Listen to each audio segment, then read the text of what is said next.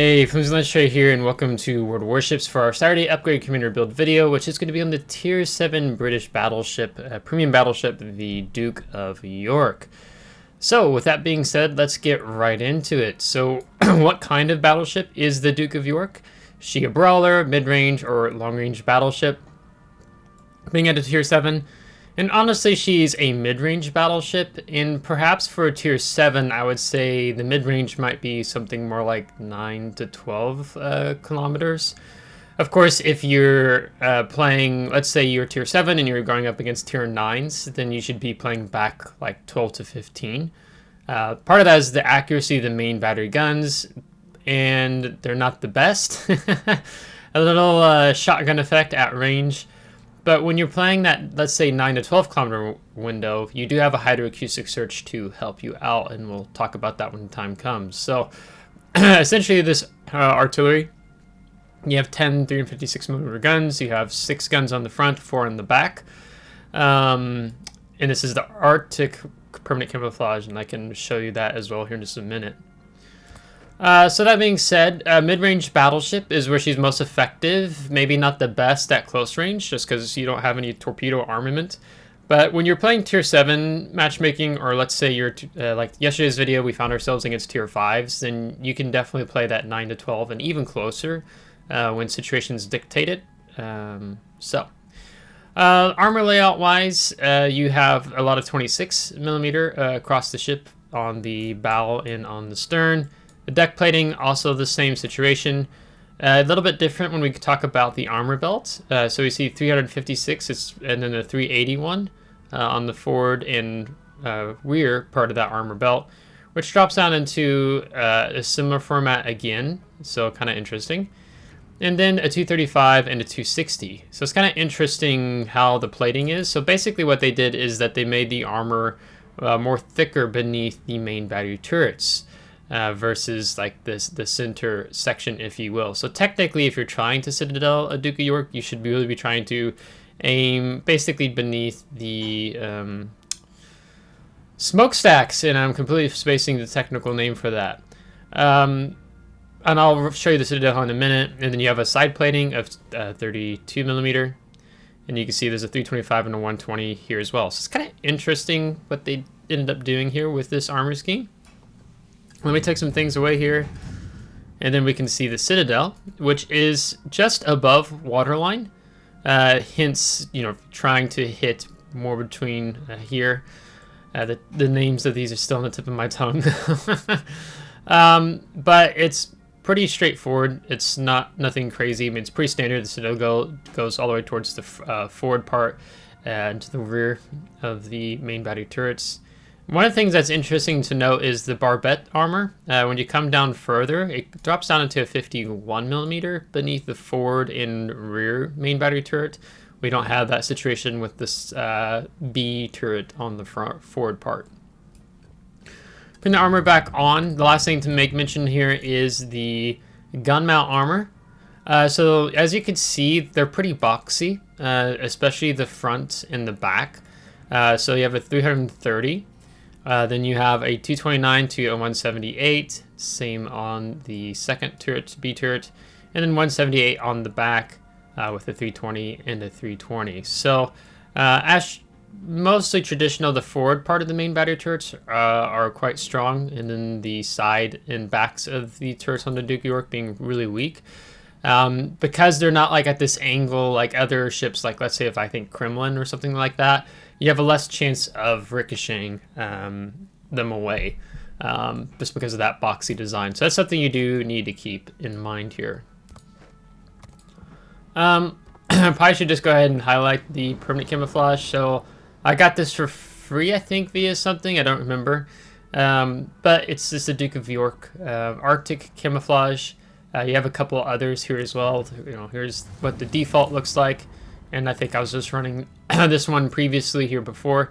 But the Arctic's a bit fun, but maybe for the rest of this video, if I point things out on the ship, it's kind of hard to tell when everything's all icy Arctic. So I'm going to switch it to this default color for the time being. Module-wise, so again, we have 10 356mm main battery guns. We have a 29.5 second reload time that, of course, we can drop down a little bit more with like Adrenaline Rush. We have a minimum shell type switching time, 17.7 with Grease the Gears on our commander, Jack Dunkirk, which I'll talk about. 180 turn time of 36 seconds. And then maximum HG shell damage, 6,100. Maximum AP shell damage, 10,500. Hull-wise, we have 60,500 hit points. If we're running Charlie Kilo combat signal, we can bump that up to 63,550.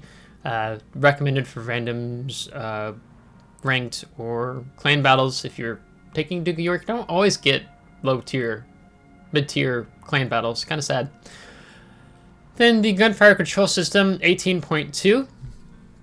So this is helpful on Duke of York when you find yourself in a bottom tier situation. You're going up against 8s and 9s. So it allows you to play more openly, let's say, you know, beyond that 12-kilometer window, or like I say 15 to 18 is what I really want to say. Just because you become a bit more of a passive boat at the higher tiers versus you can stand your ground in the mid-range at mid-tier, and then if you find yourself going up against tier 5s, then you can even play more aggressively. Propulsion, 110,000 horsepower, 28 knots. With Sierra Mike, we can bump that up to 29.4 knots. So I frequently find myself running Sierra Mike. In terms of the modules that we have here on Duke of York, or upgrades, excuse me, I'm running the main Armaments Mod 1, just to reduce the risk of that main battery becoming incapacitated by negative 20%. Main battery survivability plus 50% in main battery repair time, negative 20%. You could bump up the action time on the damage control party if you prefer, which honestly probably wouldn't be a terrible idea. One is because your repair party has a 60-second cooldown time. And then if you take this 16.5, and then I'm going to open up my calculator. I should have probably checked what that time was before. You can get up to 23.1 second action time. So it's not like some of the other battleships where you're able to get like a 30-second action time. But hey, it'll last a little bit longer. Especially if you find yourself, like, let's say tier 6 or tier 8 submarines. But you come in here into the armory for customizations upgrades, and it is 17,000 coal or 12,750 coal with the 25% off coupon, which you get once a month. So honestly, if you don't really find your main armaments being incapacitated, then I'd say it's probably worthwhile running the damage control party mod 1 for all intents and purposes. The second slot, really two options we could go for. For now, I've had the damage system mod 1. Risk of catching fire, negative 5%. Risk of flooding, negative 3%. This is pretty typical of what you'll see on battleships in the game. The other one actually worthwhile would be the hydroacoustic search mod 1, which I'll talk about because you only get 2 hydroacoustic searches. And to increase the action time by 20% means you'll take it up to 120 seconds without taking anything else into account here. So again, it'd be 17,000 coal or 12,750 with the coupon.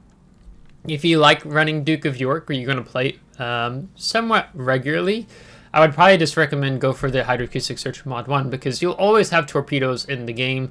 Of course, you always have fires as well, but just being able to give yourself a leg up where you can get over 2 minutes action time on the hydro with the Sierra Bravo, it's kind of worth it in my opinion. Third slot, there's really 2 options we could do here. The first I'm running is the aiming systems mod 1. I'll put it on the right side of the screen here, but the main reason we take this is to help improve that main battery shell dispersion, negative 7%. So horizontally and vertically, we have tighter shell groupings. The sigma stays the same. I think it was 1.8, but I don't remember. I could be wrong. And we get a little buff on our secondary battery firing range and secondary battery shell dispersion. So realistically, like, I mean, you saw there's twice, like, we were really close to killing, like, the New York and the tier 7 Spanish, I think it was, cruiser. And our shells just really kind of went more sporadic, and we didn't get those 2 additional kills. And that's kind of like when you drop back to firing, like, mid or longer range, that these guns become quite trollish. So sometimes you'll think, oh, I can only just fire one turret or two turrets and then use my third turret on a different target. When in reality, you should probably just fire all of your turrets on that target just because of how that shotgunny like dispersion. Now you could be like make an argument like, well, then just do the main battery mod too. I don't like doing this because to make Duke of York more effective, you need to be able to have more consistent values in terms of the dispersion. So you could take main battery mod 2 and you drop that 30-second 100 egg return time down. I've taken Jack Dunkirk, who has an enhanced skill on grease the gears. So then we're able to have a better turret traverse speed. So that's kind of making up for the lackluster. I think it's like a stock of 45 seconds, I think, on Duke of York, if I recall correctly. Maybe not that bad, but I prefer the dispersion route for our vertical and horizontal dispersion. And then we have the fourth slot, which we run the damage control system mod 2. This is reducing the fire extinguishing time by -15% and flooding recovery time by -15%. I mean, it's quite typical that, you know, whether you have tier 5s through tier 7s you're playing against, there's still always going to be a lot of high explosive spam in the game. Maybe not as deadly once you get up to the tier 8, 9, 10, and super ships. So just being able to build into your tankiness, your survivability, I think is worth it here. You know, one of the things I do kind of wonder a little bit with the Duke of York is having that propulsion mod 1. So when you see torpedoes, that you can better get out of the way, if you will, if let's say you've slowed down or you're kind of at a stop. Because one of the things that kind of catches you off guard, that this isn't a 5-kilometer hydro, it's a 4-kilometer in terms of detection of ships and 3-kilometer detection of torpedoes. So I do wonder that, but I think just with where the game's at in general, like most players will probably find the damage control system mod 2 the best route to take here. So as you can see, we've pretty much taken all the Wargaming recommended routes. But if I'm going to play Duke of York a little bit more, like honestly, I would switch to the Hydroacoustic Search mod 1. And I would probably be open to testing out the Damage Control Party mod 1 just to have that longer action time on the DCP. So I think both are worth it. It just, do you want to spend over, you know, let's say roughly 30,000 coal between those two special upgrades? And I think if you're going to be playing the Duke of York somewhat regularly, then yeah, I think it's worth it. Armament-wise, the high explosive shells. So again, these are 356mm caliber. So maximum damage 6,100. Chances of causing fire on target 41%. You have an armor penetration capacity of 89mm. So even if you find yourself at the higher tiers, of course, your high explosive is going to penetrate a lot of the armor schemes, of course, on enemy ships. So you know sometimes. If there's a bow on a battleship, like you saw, I took a shot on the Gneisenau the other day with, I think, the rear turret, and I'm just like, yeah, I'm going to overmatch his bow with my high explosive, even though he's like bow into me. So it's worth it in those type of situations. You know, the British high explosive in general is just like always really good. So definitely most of the time you'll be using the high explosive, but then when you get broadside opportunities, like when the Gneisenau came out to us, you should be utilizing the AP. Now you have a shortened fuse time. It's not listed here, but it's 0.015 seconds versus the standard fuse time, which is 0.033 seconds. So that means you're not as likely to over-penetrate cruisers, light cruisers, more vulnerable citadels. So that's helpful to have here with the Duke of York. Otherwise, we do 10,500 damage, and then the initial shell velocities are the same, 757 meters a second. Depth charge airstrike, 25-second reload time, 2 available flights, 1 attack aircraft per flight, and then HP is 2,050, maximum range of 9 kilometers, 1 bomb per payload. They do 3,400 damage, so it's not like crazy good, but it is helpful, and it's a little helpful too having this paired with a hydroacoustic search on a battleship, which isn't so common, especially for the British battleships, if memory serves correct. Dropping down into the consumables, so the damage control party, it's a consumable action time of 16.5, stock is 15. We've taken a perk on our commander that's bumped it up by 10%, so 15 to 16.5. Cooldown time, 80 seconds. You have an unlimited number of charges. Repair party, you have an HP per second 381. We can increase that up to 457. Your standard consumer action time is 20 seconds. You've taken a commander perk that bumps it up 10%, so 30.8 seconds. You have a somewhat improved cooldown time, 60 seconds versus the standard 80 seconds. I mean, the best in the game is like 40 seconds, but 60 seconds is quite helpful. So it helps you kind of hold your ground a little bit better, more difficult to kill. So I do really like that the Duke of York has a 60-second cooldown time on the repair party, and we're able to take 5. Stock is 4, just because of a commander perk we're running. The hydroacoustic search we've talked a little bit about already. Detection of torpedoes is 3 kilometers. Detection of ships is 4 kilometers. So you know, most normal hydro is 5 kilometers of enemy ships. So don't let it kind of catch you off guard here. But it's just 4, which is also helpful if you have to you find yourself in a situation where there's a submarine around, or you're having to push a smoke screen, there's a destroyer nearby. Hopefully that's not the case, but hey, it happens. You can spot submarines at the maximum depth of 2 kilometers away from you. Your action time stock is 100 seconds. With the hydro mod that we discussed here, we can bump that up to 120 seconds. And you only get 2. So that's kind of why this has a bit more of a value, because you want to try to get the most out of your hydro. So like with this, like, you know, you could have 4 minutes of hydro, essentially. Now we can also take the Sierra Bravo, which gives a plus 10% on the consumable action time. So you're going to see here now it's going to jump to 110, and then I think it goes to like 131, 132 or something with the Hydro mod Search 1.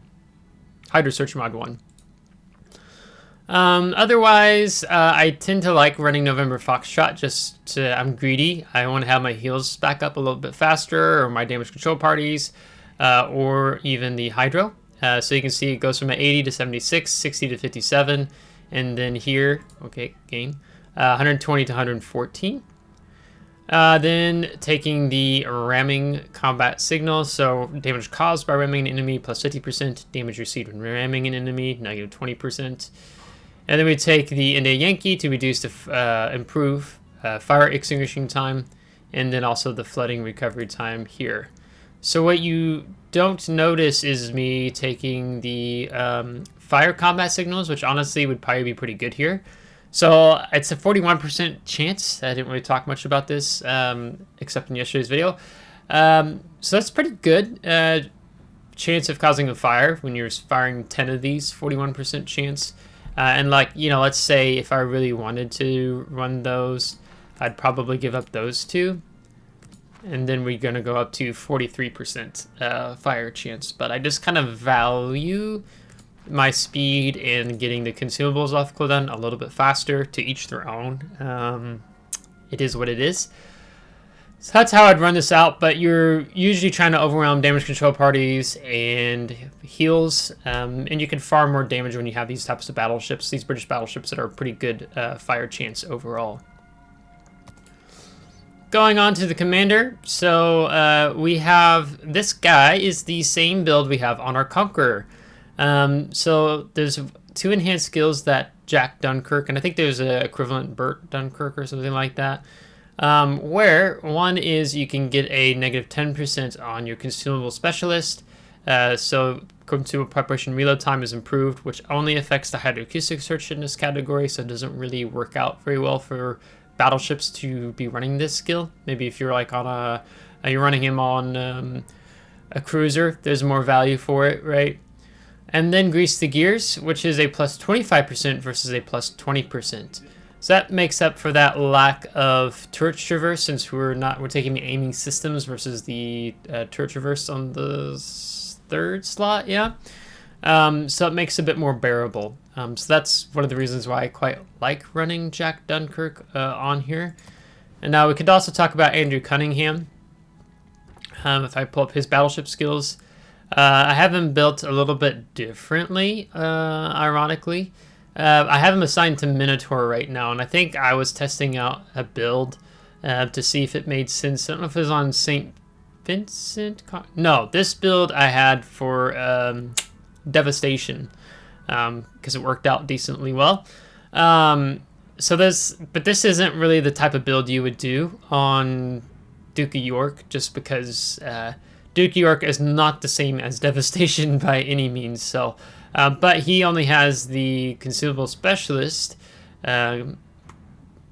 enhanced skill, just like Jack Dunkirk has. But then, of course, you have the skills where maybe you activate a Witherer. Maybe you cause 4 floods, which would be ramming or depth charges, and then maybe you have the equipment spoils, which activates once per battle after destroying 2 enemy ships. So that would help give you another heal, and also give you the other needed hydroacoustic search. So just factor those in mind. So in terms of the build, I'm just going to walk you through what we have here on the screen. So first is Gun Feeder. It's a negative 40% main battery shell type switching time. You saw in yesterday's video, I was switching a couple times with various targets. So it's really helpful. So effectively what ends up happening is that we get a 17.7 switch time. So it's better than nothing. And the British battleships, like as you go up, let's say to Conqueror, it plays really similar to where you want to be able to utilize your armor piercing and your high explosive, and I'd say it's quite the same for Duke of York here as well. And then the grease the gears as a 3-point commander, so then we're having that 36-second reload, 36-second 180-degree turn time versus I think it's closer to 45 seconds. And then probably as a 6-point commander, I'd run a drone rush, so we're getting a faster main battery reload time, a little bit better secondary battery reload time, and continuous AA damage goes up. So then you'll see, you know, 29.5 fall down to 29.4, 29.3, 29.2, 21, 29, 28 something value. So I do like me a little bit of faster reload time for these 10, 356mm guns. And then the 10-point commander, probably I do fire prevention expert first, so it reduces the risk of catching fire by negative 10%. And maximum number of fires reduces from 4 to 3. Here, as it says, -1. And this skill always has a good sync with this damage control system mod 1 here. So that's helpful. But if you're new to the game and wondering about fire prevention, so basically, without fire prevention, you have 4 fires set on your ship: bow, stern, superstructure, superstructure. What fire prevention does, in addition to reducing the risk of catching fire by negative 10%, it takes, rather than you having 2 fires ticking for damage on a superstructure, you only get 1 fire on the superstructure, meaning that ultimately you're doing more of a tank build, and there's so much high explosive in the game, and you, let's face it, as a tier 7 battleship, you kind of have a sizable superstructure. People are going to be focusing high explosive on that. So it's really good to be able to reduce the damage you're going to take effectively. After that 10-point build, probably next, you could do either or. You could go for the Concealment Expert first for a 14-point commander, or do Emergency Repair Expert, just giving you a longer action time on the damage control party and repair party and giving you the 5th heal.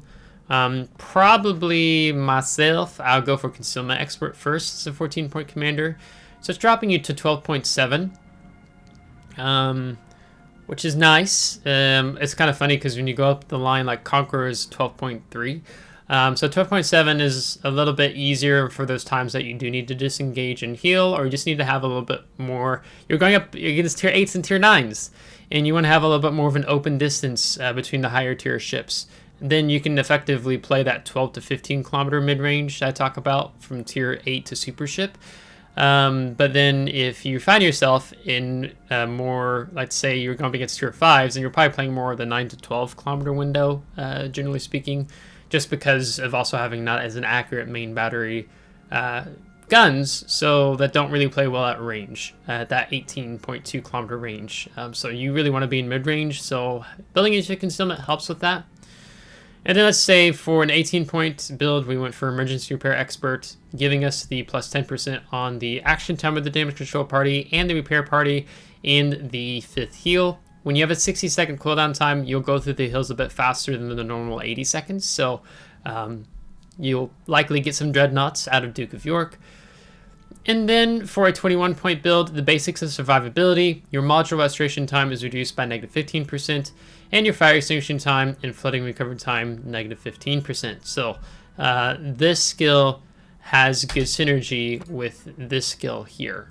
So that's kind of why I'm favorable to those here particularly. But again, you know, we talked about the hydro scenario.